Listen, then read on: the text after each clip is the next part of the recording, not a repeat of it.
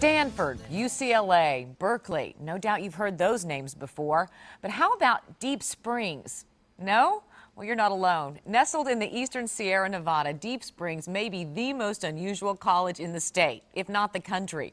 Before we could even go on campus, the student body had to vote us on. And that was just the beginning. Craig Miller has more.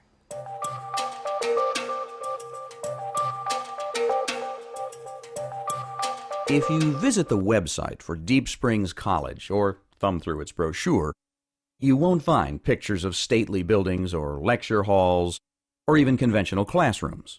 That's because Deep Springs College isn't conventional in any way. Get a leg anyway! Brand? Okay. You got perpendicular to the back going like that. Okay. You're bisecting that angle. Okay. Okay, go. Hold it on.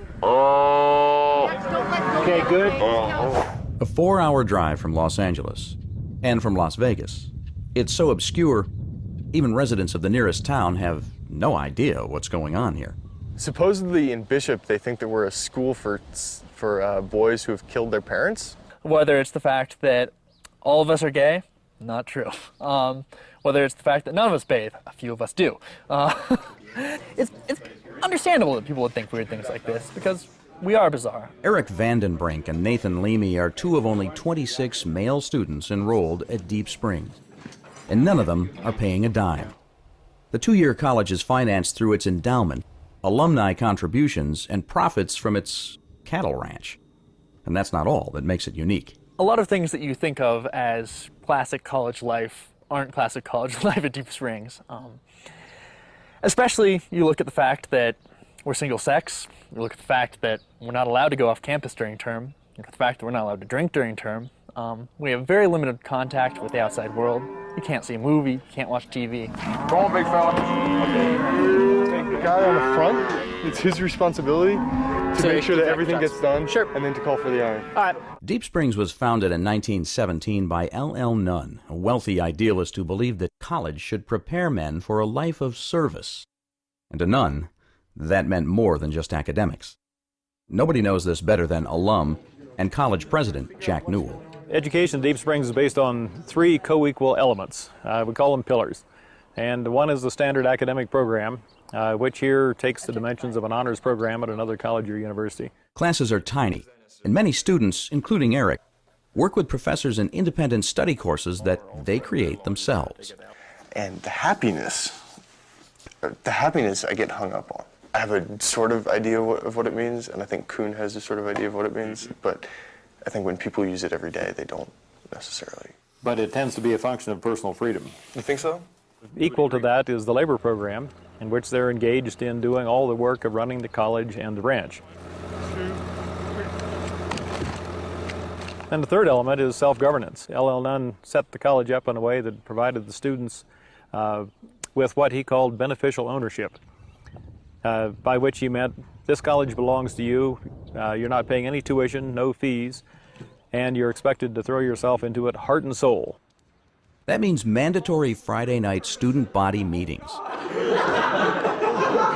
Students govern every aspect of their own affairs, from dorm life to the drug and alcohol policy, and love to debate everything. And the first thing we have to discuss is the furniture on the smoking porch. Because Miss Cosman thinks that this is really, really bad and is going to cause our dorm to burn down. She actually thinks that all of the wicker furniture everywhere on campus that's outside is a fire hazard. I'd like to endorse, and I'd like to hear criticism from the student body about Mitch's idea of simply flame retardant, like on the couches. For $50, we can do it twice over and keep the couches out there. And I would say that I would hope that Deep Springs would take away a sense of what it means to be a member of a community and to participate in a community and to participate in the political decisions made by a group of people. In high school, I did a lot of student government, and I was continually disappointed by the fact that actions that we took were either leading to a dance or being ignored by administration. Here, it's a place where you can't be ignored by administration. The students say something, and whether it's not as followed, it's at least recognized. You're not paying tuition. You're paying with your labor. You're paying with your heart. You're putting yourself into the college, and it will put it back. And it's in that process of putting yourself into the college that you're really learning a lot of what you learn at Deep Springs. Part of paying for their education means working a minimum of 20 hours a week. Eric is currently the college labor commissioner and meets with fellow students regularly to assign tasks.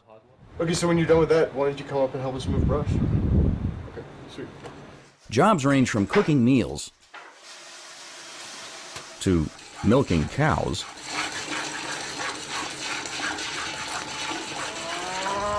to eliminating gophers. The main gopher problem is that they come in from the desert and they start eating the roots of the alfalfa. Once they start doing that, it just lowers the productivity of the field. We've been trapping this field for probably 3 or 4 days. So we've gotten, not all of them, but most of them. Definitely had some gopher killing guilt at first. I'd never killed a mammal before 4 weeks ago. And first time that I got a live one, I kind of screamed and panicked and I said, Noah, please kill this gopher for me. And Noah came over and stomped the gopher to death, and it was gone. But now it's kind of disturbing that death can become something that is routine. It seems as if it should be something that you have to think more about. But life on the farm, things die. That's Students at Deep Springs aren't just geographically isolated. They also have a self-governed isolation policy that's been in effect since 1917. It limits off-campus trips and on-campus visitors.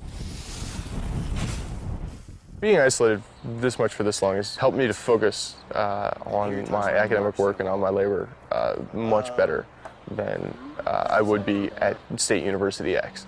The downside is that Deep Springs is supposed to be training us to be servants to humanity, and some question how we can be learning to serve humanity when we don't see humanity. Other downsides, a lot of Deep Springers lose their social skills in their 2 years at Deep Springs, mainly because we don't interact with anyone besides each other. If that was a real calf, you would have had it. Deep Springs, I think, is especially attractive to students who are creative, many of them very bright and coming out of high school somewhat bored by the experience they had there. Most of our students who come actually turn down chances to go to Ivy League schools, to University of Chicago and Stanford and the like, and the majority of them, after finishing 2 years at Deep Springs, those are the kinds of places that they transfer to. Over the years, 90% of Deep Springers have been accepted by their first choice transfer university. And the top 3 choices have been Harvard, the University of Chicago, and Brown. The college counts congressmen and ambassadors among its alumni. But there are some problems at Deep Springs.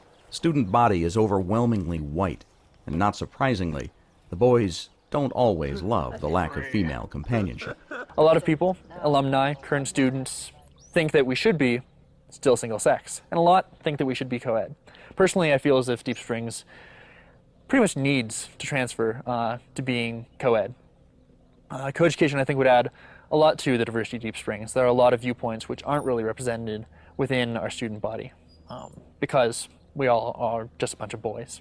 At some point there's going to be the right combination of student body, administration, and trustees, and it's going to happen. I think in some ways it'll be a sad day. Got it? Still gotta go for the rope. That's very true. 25 guys for 2 years is pretty small for a pretty long time, and I'm about ready to move on. I'm looking forward to going to another school and meeting a lot of people, including a lot of girls. The monastic life has a certain appeal, but 2 years of monastic life, long time. Sorry for those monks. Ready to enroll? You can contact a Deep Springs campus representative at 760-872-2000.